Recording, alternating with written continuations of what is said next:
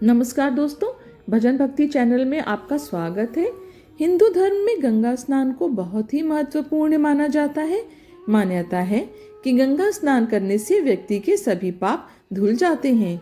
क्या आप जानते हैं, गंगा स्नान से पापों का नाश होना बताया गया है, परंतु नित्य गंगा स्नान करने वाले लोग भी पाप में प्रवृत्त देखे जाते हैं। एक समय शिव जी महाराज पार्वती के साथ हरिद्वार में घूम रहे थे। पार्वती जी ने देखा कि सहस्रों मनुष्य गंगा में नहा नहा कर हर हर कहते चले जा रहे हैं, परंतु प्रायः सभी दुखी और पाप परायण हैं। पार्वती जी ने बड़े आश्चर्य से शिव जी से पूछा कि हे देव, गंगा में इतनी बार स्नान करने पर भी इनके पापों और दुखों का नाश क्यों नहीं हुआ? क्या गंगा में सामर्थ्य नहीं रहा?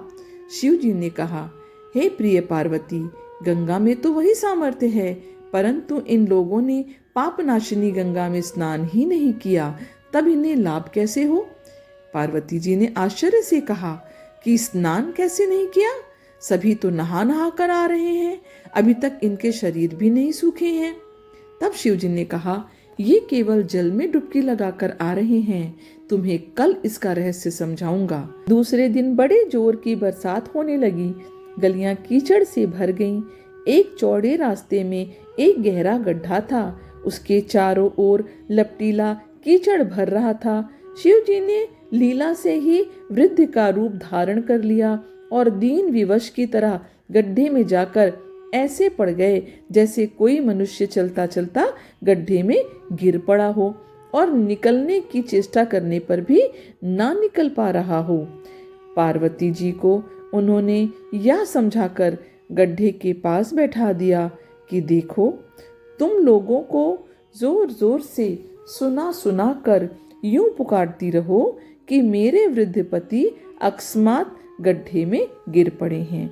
कोई पुण्यात्मा इन्हें निकालकर इनके प्राण बचाए और मुझ असहाय की सहायता करे। शिव जी ने यह और समझा दिया कि जब भी कोई गड्ढे में से मुझे निकालने को तैयार हो, तब इतना उससे और कह देना कि भाई, मेरे पति सर्वथा निष्पाप हैं, इन्हें वही व्यक्ति छुए जो स्वयं निष्पाप हो। यदि आप निष्पाप हैं तो इनके हाथ लगाइए, नहीं तो हाथ लगाते ही आप भस्म हो जाएंगे। पार्वती जी तथास्तु कहकर गड्ढे के किनारे बैठ गईं और आने जाने वाले लोगों को सुना सुना कर शिव जी की सिखाई हुई बात कहने लगी। गंगा में नहाकर लोगों के दल आ रहे थे। सुंदर युवतियों को यूं बैठी देखकर कईयों के मन में पाप आ गया। कई लोग लज्जा से डरे तो कईयों को कुछ धर्म का भय हुआ, कई कानून से डरे। कुछ लोगों ने तो पार्वती जी को यह भी सुना दिया कि मरने दो इस बुढ़े को, क्यों उसके लिए रोती हो। आगे और कुछ दयालु सच्चरित्र पुरुष थे, उन्होंने करुणावश होकर युवती के पति को निकालना भी चाहा, परंतु पार्वती के वचन सुनकर वे भी डर के रुक गए। उन्होंने सोचा कि हम गंगा में नहाकर आए हैं तो क्या हुआ, पापी तो हैं ही, कहीं होम करते हुए हमारा हाथ ना जल जाए।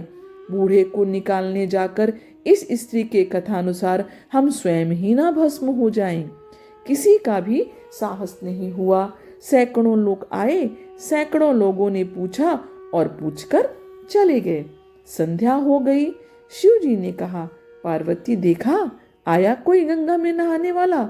थोड़ी देर बाद एक जवान हाथ में लोटा लिए हर हर करता हुआ निकला। पार्वती ने उसे भी वही बात बोली। युवक का हृदय करुणा से भर आया। उसने शिव जी को निकालने की तैयारी की। पार्वती ने उसे रोक कर कहा, भाई, यदि तुम सर्वथा निष्पाप नहीं होगे तो मेरे पति को छूते ही भस्म हो जाओगे। उसने उसी समय बिना किसी संकोच के दृढ़ निश्चय के साथ पार्वती जी से कहा, माता, मेरे निष्पाप होने में तुम्हें संदेह क्यों होता है? देखती नहीं, मैं अभी गंगा नहाकर आया हूँ। भला गंगा में गोता लगाने के बाद भी कभी पाप रहते हैं? तेरे पति को मैं निकालता हूँ। युवक ने लपक कर बूढ़े को ऊपर उठा लिया। शिव पार्वती ने उसे अधिकारी समझकर अपना असली स्वरूप प्रकट कर उससे दर्शन देकर उसे कृतार्थ किया। शिव जी ने पार्वती से फिर कहा कि इतने लोगों में से इस एक ने ही गंगा स्नान किया है। इसी दृष्टांत के अनुसार जो लोग बिना श्रद्धा और विश्वास के केवल दंभ के लिए या कहने के लिए गंगा स्नान करते हैं, उन्हें वास्तविक फल नहीं मिलता। परंतु इसका मतलब यह नहीं है कि गंगा स्नान व्यर्थ जाता है। विश्वास के साथ किए गए गंगा स्नान का वास्तविक फल अवश्य मिलता है। आशा करती हूँ यह कहानी आपको पसंद आई होगी। यदि कहानी आपको पसंद आई हो तो कृपया करके मेरे चैनल को सब्सक्राइब करिए, मेरी वीडियोस को लाइक करिए, इसे अपनी फैमिली और फ्रेंड के साथ शेयर भी करिए। माता शिव और माता पार्वती की कृपा आप पर हमेशा बनी रहे। आपका दिन शुभ हो। धन्यवाद।